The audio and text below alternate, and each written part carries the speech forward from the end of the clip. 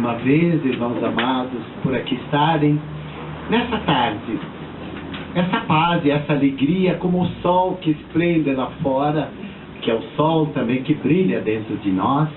Vamos aprender, mesmo que tivesse uma tarde chuvosa, friorenta, e com o céu todo toldado de nuvens escuras, mesmo assim, nós teríamos o sorriso do nosso coração pelas bênçãos que Deus nos concede, sobremaneira pela oportunidade de aprendizado. Quão felizes nós somos por estarmos aqui num sábado à tarde, que poderíamos estar em qualquer outro lugar. E vejo jovens, na verdade, e vejo mais adultos, e vejo pessoas mais experientes, que poderiam estar lá em casa, numa cama, num sofá, reclamando das dores de coluna, de pernas, de pés, etc. Mas que não reclamam, que estão aqui pelo desejo, por essa vontade enorme. Porque dentro de nós, amados irmãos, há tanta coisa bela. Gostaria nessa tarde de fazer uma palestra muito amena, muito agradável, como uma brisa. Todavia, a gente não vive só de alegrias, é ou não é verdade? A gente vive também mergulhado nesse dia a dia, e que vocês me dizem com os olhos, não é fácil. E por não ser fácil, nós também criamos dentro de nós outras cargas tão pesadas, chamados fardos, e Jesus nos disse, vinde a mim, vós que chorais, vós que estáis aflitos, porque meu jugo é mais suave, meu fardo é mais leve. Claro que ele não carrega nosso fardo, não carrega nossa cruz, todavia ele está com uma canção que nós ouvimos, muitas vezes nos carregando nos braços e deixando os dois parezinhos de pisadas na areia e nós ainda reclamando. Ué, só tinha duas pisadas, quando na realidade era Jesus que nos carregava. Carregava em nosso peso de tantas culpas, de tantos erros, de tantos sofrimentos. Mas Jesus não nos olha assim. Jesus nos vê e vê nossa alma desejosa, sedenta de melhoria. E dentro de nós, que é esse turbilhão todo de conflitos e de desavenças, é que nos fazem refletir. Por isso, amados irmãos, as palestras são importantíssimas. E bem-aventurados e sejam benditos os palestrantes que se preparam, que estudam, que aprendem, para que possam não ensinar, mas que possam compartilhar com os irmãos que estão aqui presentes e com todos aqueles que vêm à palestra, essa riqueza da aprendizagem. Mais uma vez, eu calco a palestra dessa tarde num belíssimo estudo de Joana d'Ângeles. Como vocês bem sabem, Joana d'Ângeles é a mentora espiritual de Divaldo Franco. E Joana d'Ângeles, lá no plano espiritual, ficou 50 anos para nós, no plano material, se preparando para trazer para nós encarnados o que ela chamou de série psicológica, ou seja, de temas que tratem exatamente desse conflito que está dentro da alma. Imagine, uma benfeitora com tanta grandeza ficar 50 anos se preparando, quando nós muitas vezes estudamos 1 e 2 horas e já dizemos, nossa, já sei tudo. Aí depois, lá em Nova York, quando Divaldo estava lá para uma conferência, ela solicitou a permissão a Divaldo de poder trazer do plano espiritual essas mensagens que foram psicografadas e que vieram ao lume chamadas séries psicológicas. O primeiro livro dela se chama Jesus e Vida. Trago hoje o segundo volume dessa série psicológica, que talvez seja o livro que nós todos devêssemos ler. Mas abro um parênteses para dizer que muitas pessoas, nossa, eu não consigo entender Joana d'Ângeles. É muito complicado, é uma linguagem difícil. Calma, um dia a gente aprende. E já mandaram até recado para Joana d'Ângeles, via Divaldo. Diga para Joana d'Ângeles não escrever tão difícil, né? Não mandar mensagem tão difícil. Qual foi a resposta da benfeitora? Estude.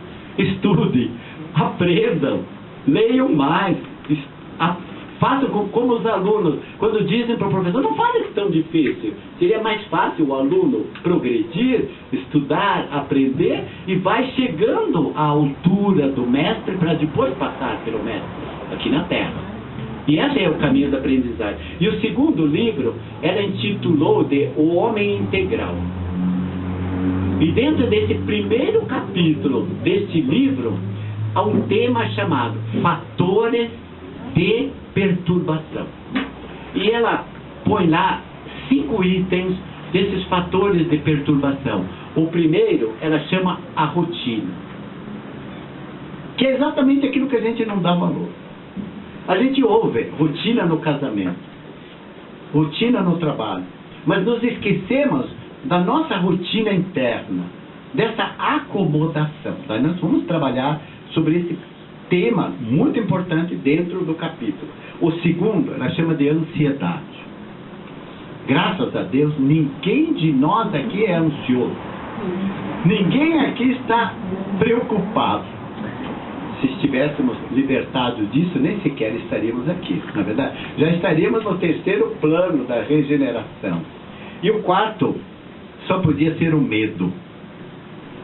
Para o terceiro, o medo. O quarto, a solidão, que é também um tema importante. E o quinto, resumidamente, eu vou dizer alguma coisa sobre a liberdade. Mas, basicamente, há um caminhar que a gente poderia ficar aqui uma tarde inteira discutindo, trabalhando, fazendo reflexão. E ela faz um preâmbulo. Eu fiz um resumo desse preâmbulo dela para dizer, e vou lembrar, um senador romano, um estudioso romano, chamado Cícero, antes de Jesus, quando nos disse: as doenças do espírito são mais funestas, prejudiciais e mais numerosas que as doenças do corpo. As doenças do espírito. E é exatamente essa série que ela trabalha para nós olharmos para o nosso espírito. Mas o que é o espírito? Se não o nosso eu, senão aquilo que nós somos. Lembre-se sempre, vocês sabem que agora vocês já não têm mais medo de espíritos, é na verdade. E vocês, quando enxergarem um espírito, vocês não têm mais medo também, porque agora olharem ao redor, olharem para mim, olharem para o Cristo, nós somos todos espíritos. A única diferença é que estamos ainda na matéria, na carne, como se diz. E a diferença quando aqueles que todo mundo chama espíritos, da minha avó, do meu pai, dos meus entes queridos que já partiram, apenas eles estão libertos dessas amarras físicas chamadas corpo. Mas cabe aqui uma consideração também.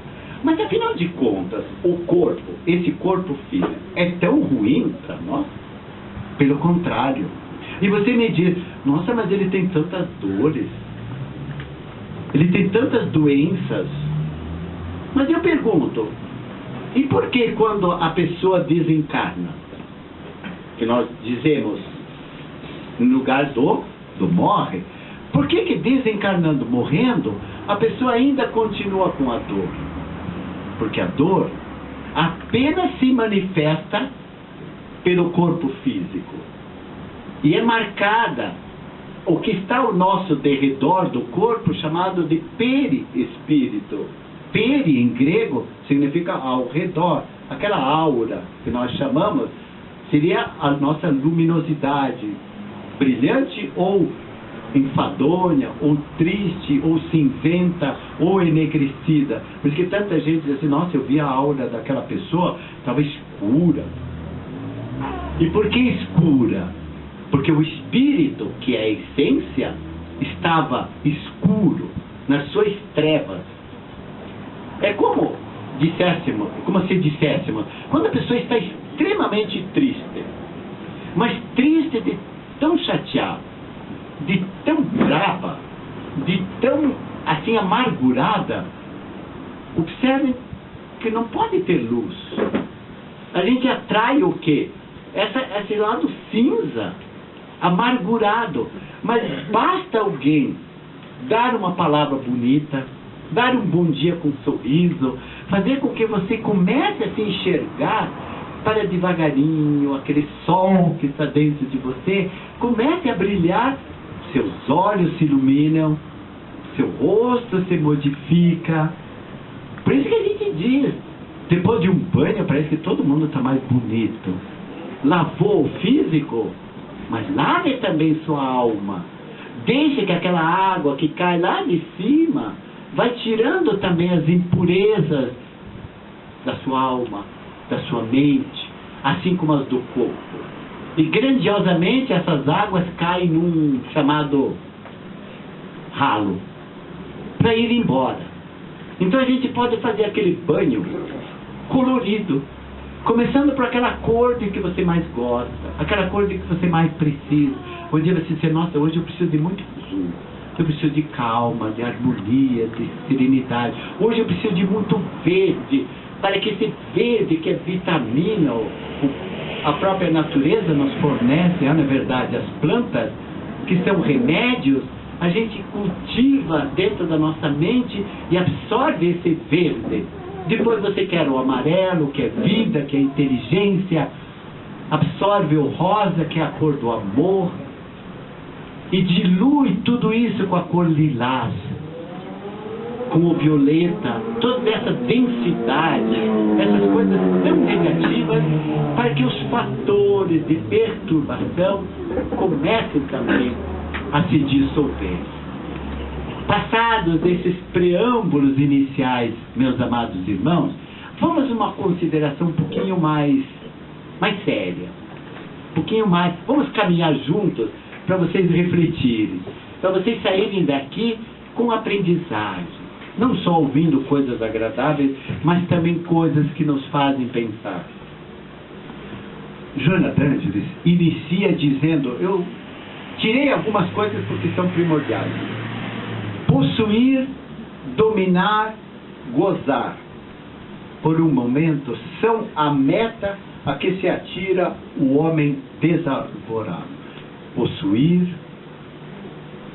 dominar, gozar. Mas se olharmos bem, não é verdade isso? A gente quer, é meu, é possuir, é ter, é dominar. É como se todo mundo dependesse de nós. E queremos que todo mundo diga amém a nós, que ninguém discorde de nós. É duro, né? Por isso que deve ser trabalhado. E é gozar. Ah, minha vida é bela demais, eu quero aproveitar. Vou tomar todas, vou sair sexta, sábado e domingo um pouquinho menos, mas tenho que sair, tenho que aproveitar a minha vida. Aproveitar o quê? Gozar o quê? Se nós, inteligentemente, sabemos que a vida não acaba aqui. Porque se assim fôssemos, de crescer, de nascer, de crescer, de amadurecer, para depois ir declinando e morrer, e acabasse por aí nós nos perguntaríamos, mas que graça teria lutar tanto? Que graça teríamos de estudar tanto? Por que teríamos que aprender? Por que teríamos de ser pessoas melhores? Se acabaríamos como qualquer coisa. Exatamente por ser o contrário. Por nós termos trabalhado tantas reencarnações. E hoje reencarnamos numa possibilidade bem melhor. Não só para ter, para possuir, não só para usufruir, gozar, e não só para dominar, não são as nossas metas. Mas a vida, a sociedade, abre chagas purulentas, doentias, enfermiças, assim como as doenças do corpo estão também. E o que acontece? Mexem com o nosso pensamento. Trazem-nos as dores, rasgam os sentimentos e nos deixam assim. Joana d'Angelis usa um verbo muito difícil chamado asselvajando, como se fôssemos animais bravios numa selva, asselvajando os indivíduos, como se nós não tivéssemos mais sentimentos, nem gratidão, nem reconhecimento, e nem tampouco respeito para com os outros. Observem que isso volta ao nosso começo, quando ainda nos vivíamos puramente de instintos. Entende o que eu quero dizer, irmãos? Quando se qualquer olhar fizesse explodir dentro de mim a raiva, porque eu estou muito ansioso, fizesse explodir dentro de mim porque eu vivo isolado, abandonado, sem reconhecimento, sem identidade, fizesse ressurgir dentro de mim o medo, porque me impõe o medo. E não é assim. O medo, mais adiante ela nos diz, que seriam cargas trazidas de reencarnações. E ela até usa uma expressão que é interessante, chamada assim, os catalépticos, ou seja, aquelas pessoas que são enterradas vivas, ou seja, que adormecem por um momento. As pessoas consideram que estão mortas, por isso que se deve deixar aquele tempo antes de enterrar, não é verdade? Porque tantas vezes ela está lá num estado cataléptico, parado, você parece que não percebe respiração nenhuma, e são enterradas assim. Imagine o que acontece lá dentro do caixão. Quando começa a despertar, isso é terrível. E isso, quando essas pessoas são assim enterradas, retornam com aquele medo. Imagine o pavor que isso. Basta trancar-nos, basta que alguém nos tranque dentro de um quartinho escuro, uma janelinha que você não tem como nem sequer estender a mão, um minúsculo raio de luz, pouca ventilação e ainda a porta trancada. Como é que nós nos sentiríamos? Imagine se nós desencarnássemos assim. Quanto medo. Tudo isso carregamos. E consideramos mais, meus irmãos, se nós partíssemos daqui meia hora, daqui 1 hora, daqui 2 horas, o que levaríamos? Exatamente aquilo que nós somos agora. Por isso é que esses fatores de perturbação, chamado rotina, que é acomodação, chamado ansiedade, medo, solidão, falta de liberdade, porque nós nos aprisionamos, e ela nos diz mais adiante, criamos muros, paredes, prisões. Só que são prisões sem paredes físicas. São paredes que estão na nossa mente. E nos aprisionam, nos angustiam e nos ferem. E mais, meus amados irmãos, e mais. E mais. Quanta coisa absorvemos, tem lugar, e mais, quanta coisa absorvemos com televisão, com rádio, com jornais, com a internet. Já repararam? Quanta coisa jogamos dentro da nossa mente, amados irmãos, e que precisamos dissolver. Não é deixar de lado, é dissolver. É como uma comparação muito simples, tomássemos um copo d'água, como esse aqui, escondidamente colocássemos 2 colheres de açúcar ou 2 colheres de sal e mexêssemos. Depois trouxéssemos o que tem nessa água, açúcar ou sal. Vocês saberiam dizer? Quando que saberiam dizer? Provando, só experimentando. E não é assim que muitas vezes a vida sucede. Nós colocamos dentro do nosso copinho chamado vida ingredientes tão ruins e sutis que são dissolvidos, chamado raiva, medo, ansiedades, angústias, violências, ódios, e colocamos lá dentro. Só que aquilo lá são dissolvidas. Da mesma maneira, quando colocamos amor, compaixão, piedade, bondade, magnanimidade, acolhimento, também se dissolvem. Mas provando dessa vida, todos os dias, ao despertarmos, sabemos qual o sabor. Quando eu tomo, eu também sou capaz de sentir quando essa água foi fluidificada. quando foi imantada do meu coração com amor. Por isso que a gente recomenda pelo Evangelho, no lar, colocar um copo d'água para cada um. Antes de dormir, colocar um copo d'água à beira da cama. E rogar a Deus que essa água seja imantada, para que no dia seguinte, ou de madrugada, quando assim você o desejar, tomar, você também experimente o que foi dissolvido. Quer dizer, é provando desta água que nós sabemos o que foi nela colocado. Também Joana d'Angeli diz: há esperança para terríveis enfermidades. Quantas doenças, sem nomeá-las, que a medicina, os estudiosos, os cientistas se debruçam e descobrem o medicamento. Mas todos os dias também surgem novas doenças. Ou aquelas doenças, como nosso irmão, como eu, que já vivemos um pouquinho mais, que há tantos anos ouvimos e que até hoje não descobriram a cura. Porque continuam ainda como provacionais ao homem para que se encontre outras soluções. E as possibilidades são inúmeras. E ela diz: a perplexidade domina as paisagens humanas.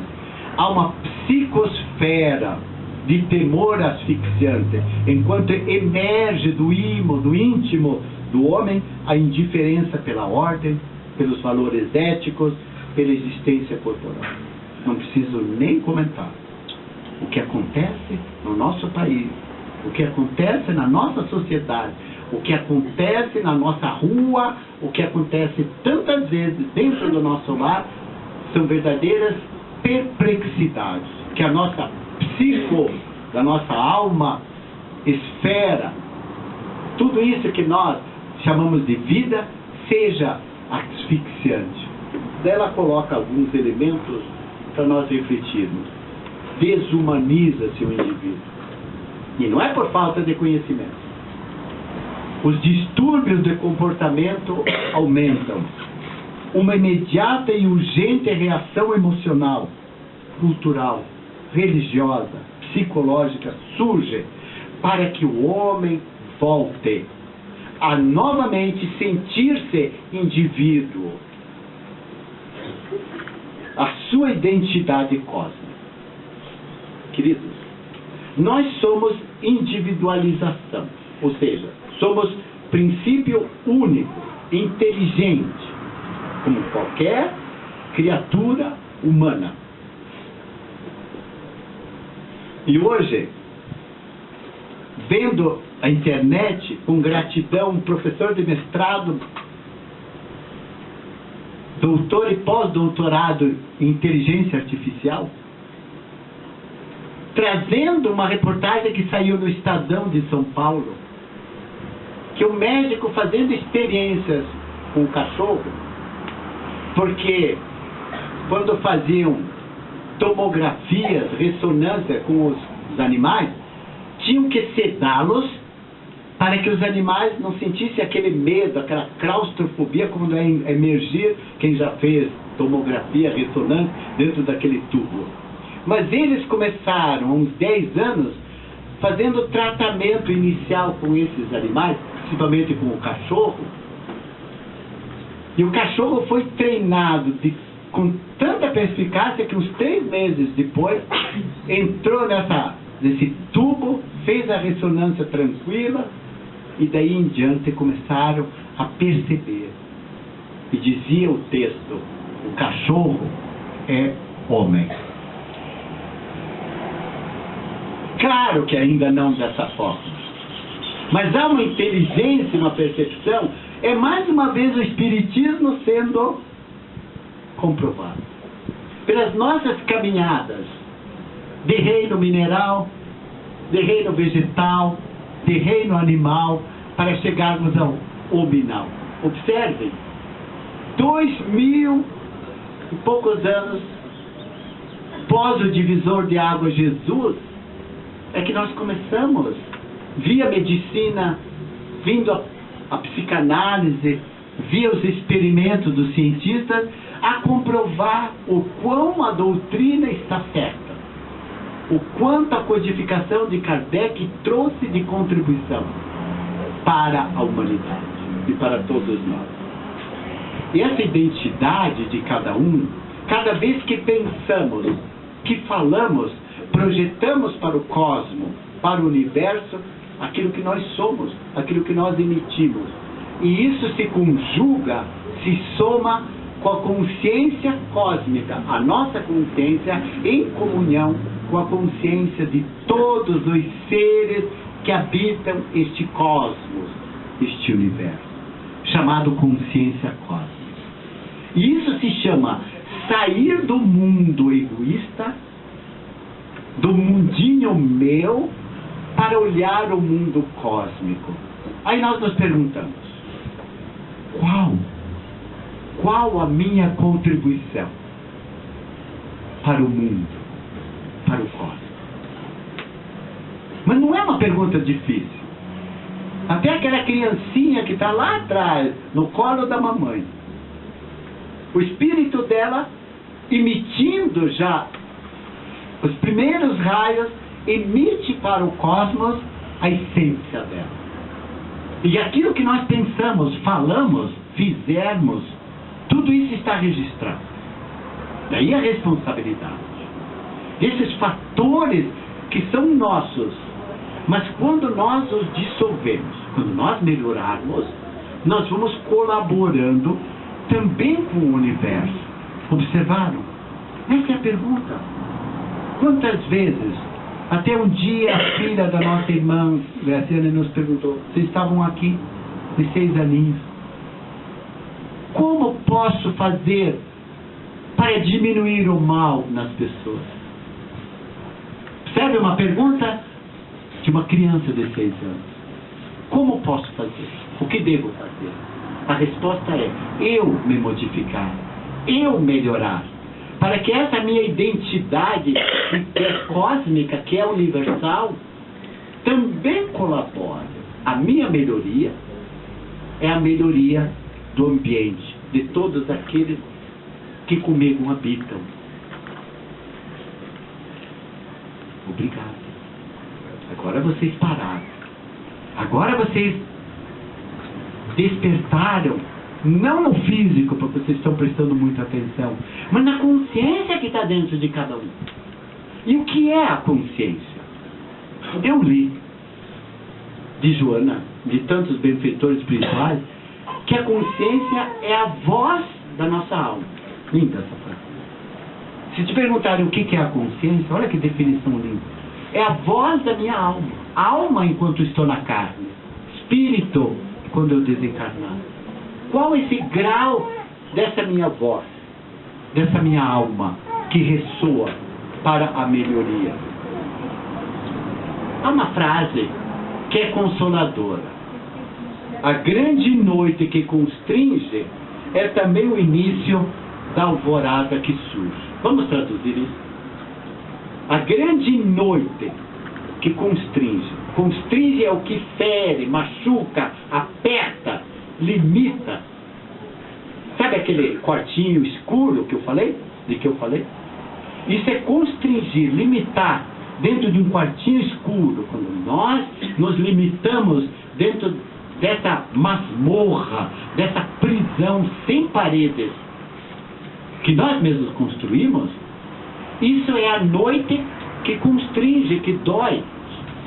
Mas também, assim como a noite, passadas aquelas horas, surge também a alvorada, os raios do sol, surge um novo dia, surge um amanhecer e novas esperanças de possibilidade. Que bonito isso. Gostaram? Mas neste homem tão atribulado, tão angustiado, e que muitas vezes diz a sua identidade, um dia, li num livro de Joana d'Ângeles, uma frase que eu gostaria que vocês guardassem. Os seus valores morais são a sua identidade. Com certeza, 100% dos que estão aqui, se eu pedisse a identidade, abririam a bolsa e mostrariam. Essa é a sua identidade aqui na Terra. Nossos valores morais em evolução é a nossa identidade. Os nossos valores morais em deficiência é a nossa entidade negativa. Então ela diz, obrigado irmão, os seus valores morais são a sua identidade. E ela continua, e o seu passaporte para a eternidade. Aí você tá, eu nunca viajei para fora, não preciso do passaporte. Calma, nós vamos viajar para fora. Para fora desse país. Para fora desse país chamado corpo. Não é verdade? E nós vamos precisar de um passaporte. E tem até alfândega. Ai, ai, ai. É mesmo? Alfândega? É. A alfândega é muito tranquila aquela. Eles vão olhar, quem está carregando? Que levas? O que trazes? Né? Você foi lá para um país distante, chamado Terra. Habitaste num corpo. Bacana. O que trazes agora na sua bagagem, na sua mala? Pode abri-la. E a polícia abre as nossas malas. Que polícia é essa? Senão a nossa consciência. E escancara tudo aquilo que sutilmente escondemos, aparece. Por isso que ele diz que a sua identidade são os seus valores. Aquilo que você efetivamente é na sua evolução, no seu progresso, no seu crescimento. E transforma-se nesse passaporte, quando atravessar a margenzinha desse rio, e vai um pouquinho adiante. Observe quanto isso é importante. Identidade e passaporte para a eternidade. Grandiosidade. Vamos adiante. Vamos entrar na rotina? O que vocês acham que é rotina? Obrigado pela resposta. Vocês já me disseram assim, rotina é o que eu faço todos os dias, rotina é o que eu faço do mesmo jeito. O que mais? Rotina é aquilo que eu não penso, que eu já mecanizei, que eu já virei robô, que eu faço de olhos fechados. Você já treinou levantar no escuro de madrugada? Ir lá no banheiro bem longe, porque a casa é grande, não acender nem uma luzinha. E vai, você vai tateando no começo. Depois você vai se guiando. Observe. Essa luz que nos observa e que nos automatiza, não é a luz. É a repetição doentia daquilo que todos os dias nós fazemos. Vamos fazer uma consideração? Depois eu vou ler um texto. Você levanta do lado esquerdo ou do lado direito? Obrigado. Você vai responder. Só responda para você. Você põe o primeiro pezinho para fora. O esquerdo ou o direito? Ai, coitado daqueles que levantam com o pé esquerdo. Não tem a ver alguma coisa? Levantar com o pé esquerdo, com o lado direito? Ou você senta, já põe os dois. É melhor, dá mais segurança.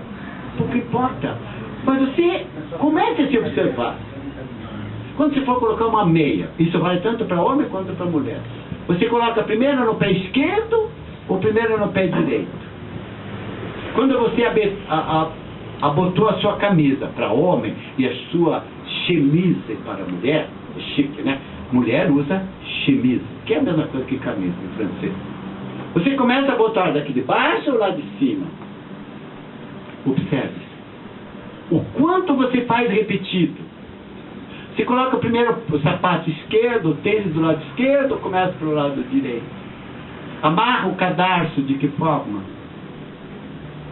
Começa por essas coisas chamadas repetições, automatismos. E que a gente chega aos 90 repetindo, mas sem consciência, sem percepção. Então ela diz, bem rápido, rotina é como a ferrugem na engrenagem da preciosa maquinaria que corrói e arrebenta. Não vou nem falar da ferrugem. disfarçada como segurança, emperra o carro do progresso social e automatiza a mente, que cede o campo do raciocínio, gostei dessa frase, ao mesmismo cansador, deprimente. Mesmismo. Os jovens sabem muito bem. As mesmas coisas. Mesmismos. Cansador. Ou seja, que chega uma hora que cansa, que deprime. E ela é uma ferrugem que corrói, nos desgasta. E já repararam que a ferrugem começa de um pontinho tão imperceptível que só depois que ela já deu um formato maior é que começamos a perceber.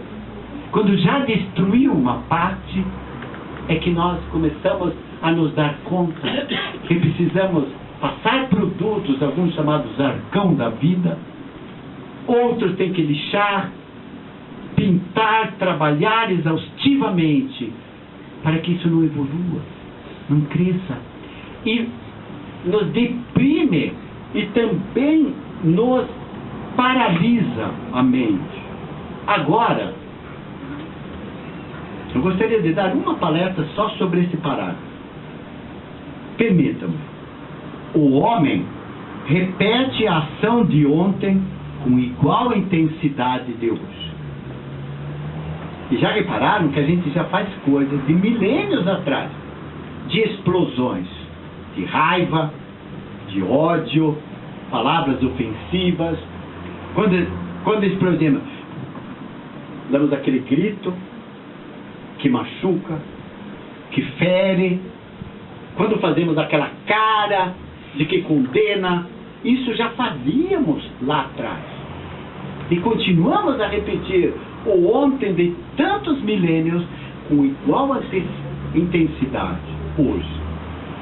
Trabalha no mesmo labor, na mesma luta, e recompõe os idênticos passos. Já ouvi uma expressão que diz que curitibano pega o mesmo trajeto todos os dias e não muda.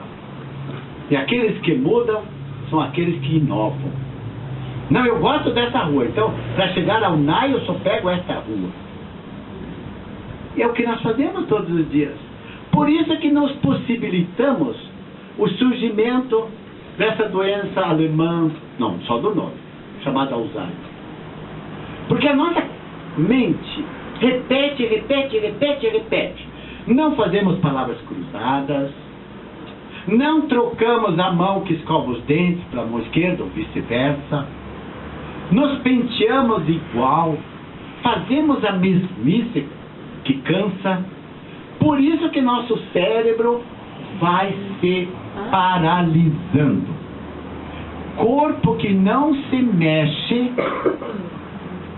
adoece. Cabeça, mente que não se agita também adoece. Isso é sério, meus irmãos. Eu gostaria que fosse uma piadinha de mau gosto.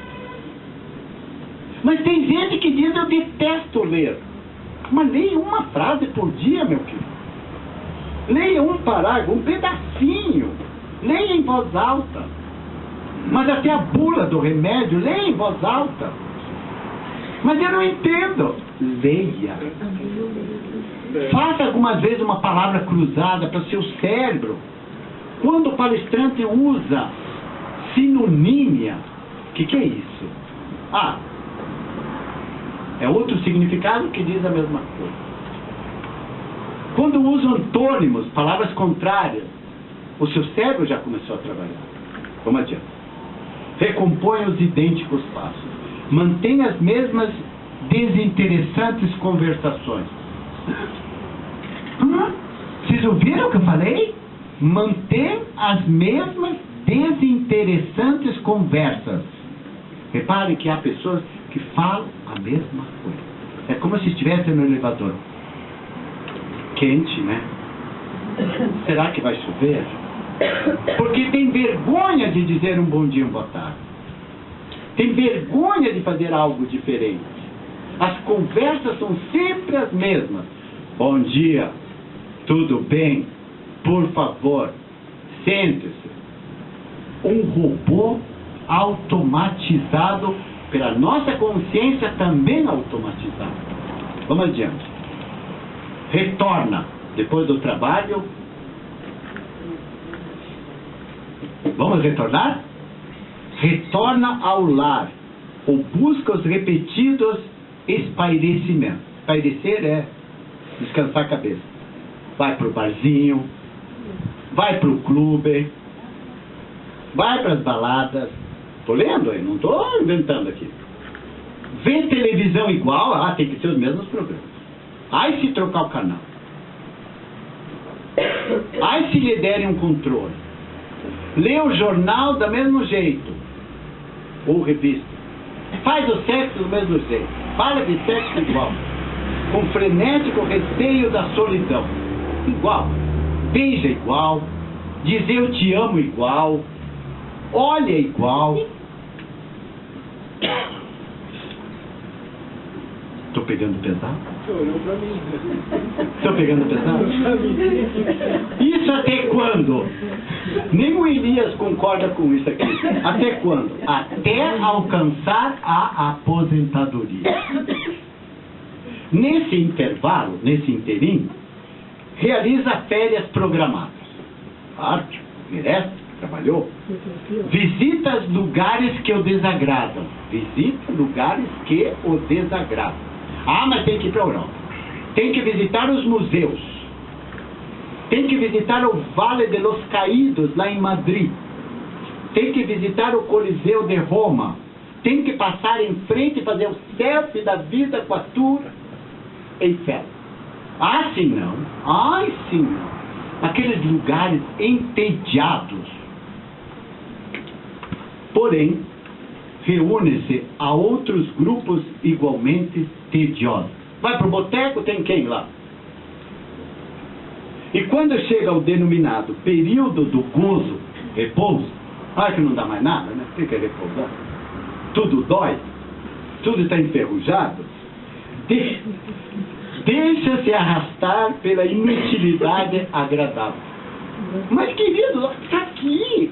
Inutilidade agradável. É como se a pessoa se sentisse bem por não fazer nada. Afinal de contas, eu trabalhei 80 anos. Porque comecei desde os 4. Aí agora é inutilidade que não presta. Mas não está morto ainda. Vitimado por problemas cardíacos que resultam das pressões largamente sustentadas ou por neuroses que a monotonia cria em gente. Aí morre. Morre na vida. Morre para a vida. Deixa de viver porque quer gozar a vida. Por isso brigam nas praças, põem faixas contra o fim da aposentadoria. Pode ser o fim de uma etapa de trabalho. Mas o resto... E o Elias me ensinou que lá do outro lado não tem aposentadoria. Não há férias. Não só ele, como todo mundo sabe, que lá do outro lado do rio não há férias, meus queridos. E você vai trabalhar. 24 horas por dia. Aliás, não tem nem essa coisa bonita chamada relógio, porque não precisa. O tempo está na eternidade. E o celular? Mas era tão bacana. Aí você vai ter a grandiosidade do seu celular chamado pensamento. Pensou, comunicou-se. E o outro capta o seu pensamento. Olha, eu estou treinando para captar o que vocês estão pensando nessa hora. Algumas pessoas pensaram coisas tão lindas que eu gostaria de pegar a caneta e registrar. Outros pensaram coisas assim, não menos lindas, que eu gostaria de não tê-las visto. E alguns abaixaram até os olhos para que eu não veja. É demais. E falando da ansiedade, essa é bonita. O homem tende, às vezes, a assumir um comportamento ansioso, que desgasta, dando origem a processos enfermiços que o consomem. Termino. A ansiedade é uma das características mais habituais da conduta humana. Faz parte. Estou indo mais rápido aqui, porque tem uma coisa que eu quero mexer. Esvaziados do idealismo e comprimidos no sistema em que todos fazem a mesma coisa, os homens assumem iguais composturas, iguais modos, passando de uma para outra falta de compromisso com a ansiedade crescente. A preocupação, queridos, a preocupação de parecer triunfador, de responder de forma semelhante aos demais, de ser bem recebido e considerado, é responsável pela desumanização do indivíduo, que se torna um elemento complementar no grupamento social, sem identidade, sem individualidade. Mas alguns não ouviram o que eu falei. Parece e quer ser sempre triunfador. Tudo tem que vencer. Responder da forma igual. Por onde passar, ser sempre bem recebido. E por isso perde a sua identidade. Mais adiante, neste livro, Jonathan fala de 4 tipos de homens. Gostei demais. O primeiro são os chamados homem-espelho, que reflete exatamente as conveniências das outras pessoas. É como se atrás de nós houvesse um grande espelho, e você é esse espelho que reflete o que os outros querem de você. Isso se chama sem individualidade, sem identidade. Isso é muito sério. Homem espelho, mulher espelho. O segundo é o homem parede. Mulher parede. Ele diz assim: a reagir contra todas as vibrações que lhe são dirigidas antes de ser identificado, examinado. É uma parede. Tocou, esmurrou, não reage, mas marca. Homem parede. O terceiro é o homem ação. É o homem que começa a sair de si. É o homem que começa a agir. Eu já disse, o homem espelho, o homem parede, o homem ação, que faz, que sai da rotina, que sai da sua ansiedade, para chegar ao 4º tipo de homem, o homem ponta. Bonito isso, né? Para que serve uma ponta? Para unir extremos, para unir os lados, para conduzir, propiciar bom trânsito de um lado para o outro. Como você é? Que homem, mulher você é? Espelho que só faz o reflexo daquilo que os outros querem que você faça. É como se lhe dissessem: faça assim, vá para lá, vem para cá, não reaja, não diga nada, faça o que eu te peço. Observe que identidade você tem, porque é um espelho. Ou não reage como uma parede, fica inerte, insensível. Isso é muito sério. Por isso que toda transformação que nós fizermos vai nos propiciar condições de sairmos o que nos anos 60, nos anos 70 e até nos anos 80 chamavam de homem de ferro. Homem que é insensível, homem que não chora, homem que não reage. É o homem parede. E não é assim. Para depois chamar de mulher objeto. Sabe que coisa triste? Mulher boneca.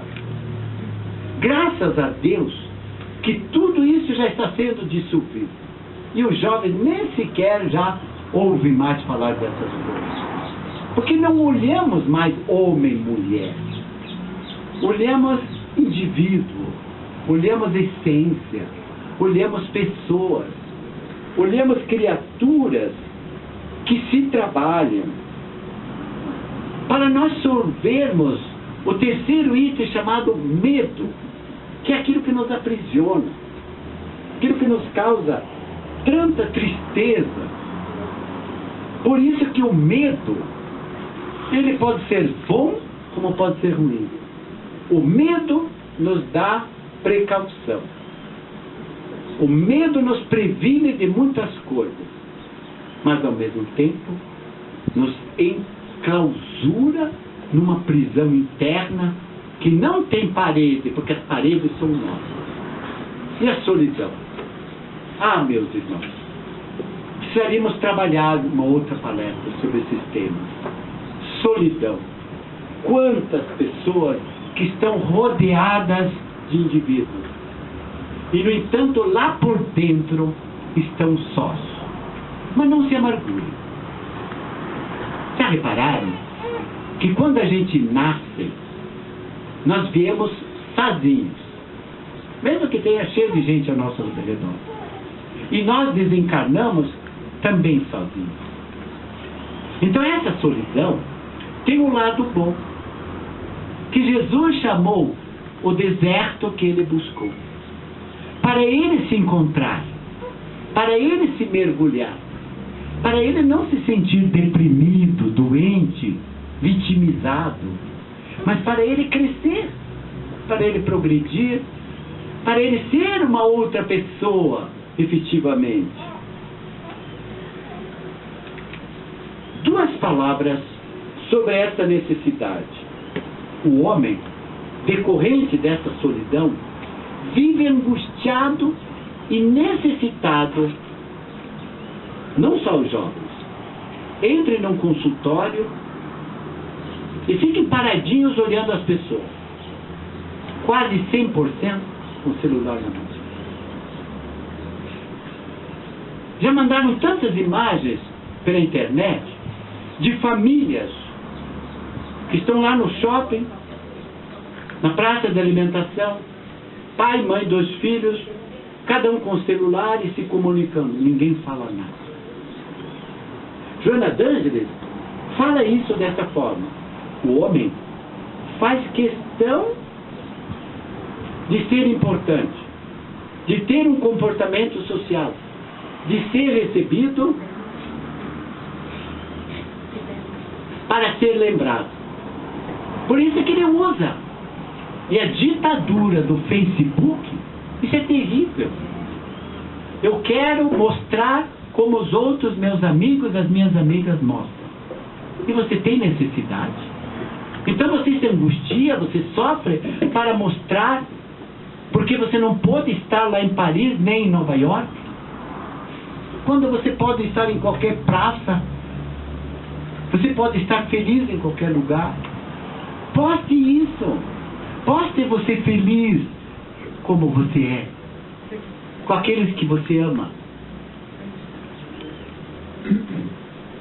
Observe a diferença. Por isso que tudo isso se dissolve, porque ainda há necessidade de aplausos, de reconhecimento, de grandezas.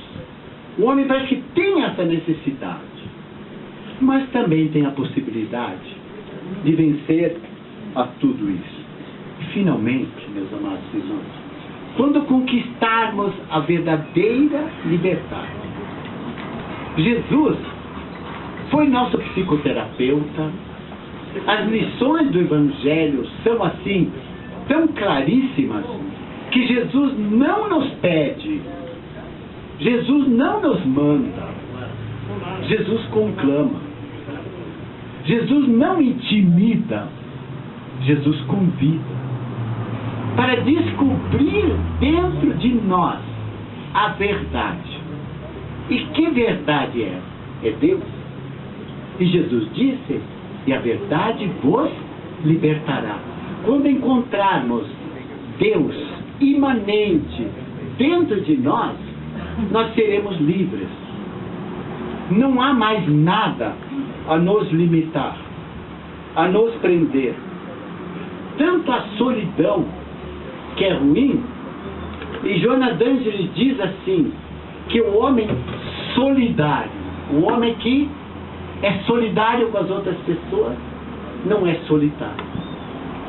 Quem ajuda o outro não sente solidão.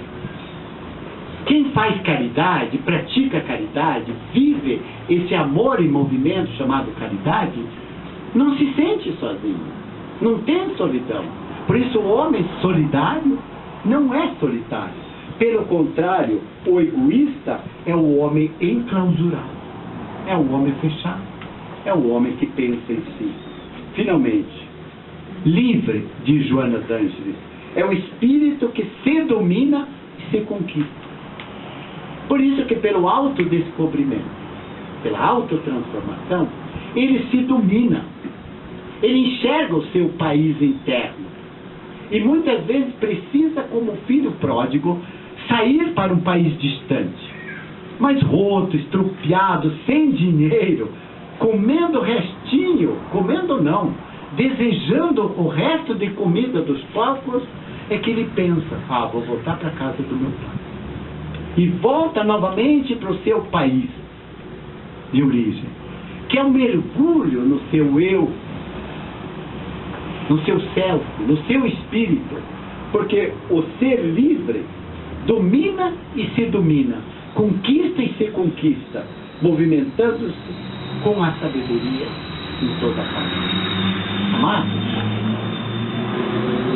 talvez há muitas coisas na nossa mente, mas primordialmente, o que nós precisamos, e o mundo clama pela paz, Gandhi foi um belíssimo exemplo de um guerreiro que não deu tiro nenhum, que não levantou espada. E um dia, quando uma jornalista lhe perguntou qual a lição que o Senhor teria a nos ensinar, Gandhi humildemente lhe respondeu: não tenho lição nenhuma. A minha vida é uma mensagem. Observem a diferença entre um homem não enclausurado, mas um homem livre, que batalhou pela libertação do seu país, que não derramou sangue, tampouco enfrentou lutas físicas, mas enfrentou todas as lutas da superação de si mesmo, para depois dominar, porque já se dominou, conquistar, porque já se conquistou, ser livre, porque já se libertou. Que Deus nos abençoe, amados irmãos. Que tudo isso nos dê essa paz, essa sabedoria, esse imenso amor no nosso coração. Vão na paz e que o Senhor nos abençoe. Que assim seja.